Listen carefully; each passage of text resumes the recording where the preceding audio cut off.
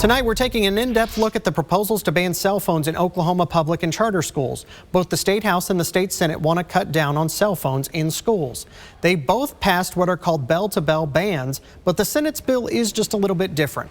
We're looking at where this change came from and if it could tank the entire proposal.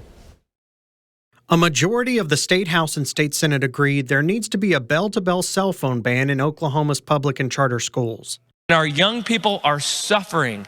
They're literally killing themselves because they realize that the virtual reality that they're living in isn't the same as the reality we all have to exist in. However, something was added to the State Senate's version of the cell phone ban bill that could complicate it crossing the finish line in the House. The House is in alignment, the governor is in alignment. Everyone agrees we need to do something. Claremore Republican State Senator Ali Seifert says the only way her bell-to-bell ban bill could pass out of the upper chamber was to add an expiration date to the Senate's version. That means if the Senate's version becomes final law, the state mandates that cell phones be banned bell-to-bell across the board, but it would be just for the 2025-2026 school year. I argued that on the Senate floor because they said, do you only want to do this for 1 year? No, I hope they do it forever.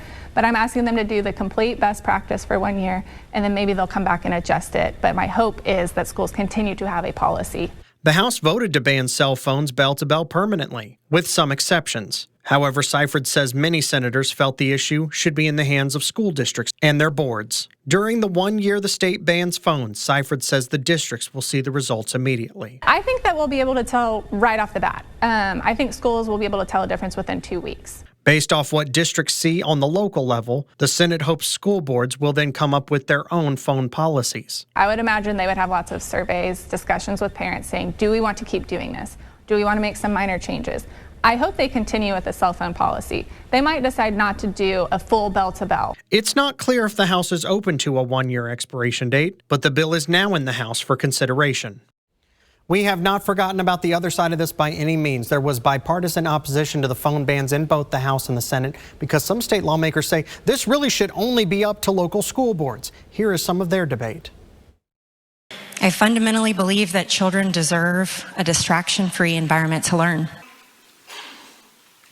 But I also believe that it is the fundamental right of the parent to be involved in that decision. I fundamentally believe that policy should be dictated by the locally elected Board of Education in consultation with parents, teachers, and their superintendent. This would require the districts to ramp this up, and they're going to have to figure out how to pay for any equipment or training.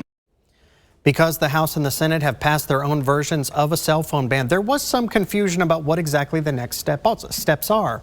Let's lay out what happens next. The House and the Senate will now look at each other's bills. If they can agree that one bill is over the other is better, one will die and the other will move forward towards the governor.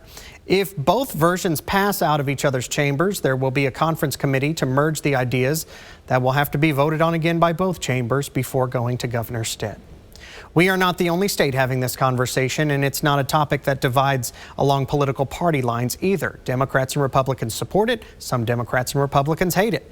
There are now 8 states with some kinds of cell phone bans in their state law for public and charter school students during the school day. The most recent one to hop on board is our neighbors to the east, Arkansas. They have a bell-to-bell no-cell ban.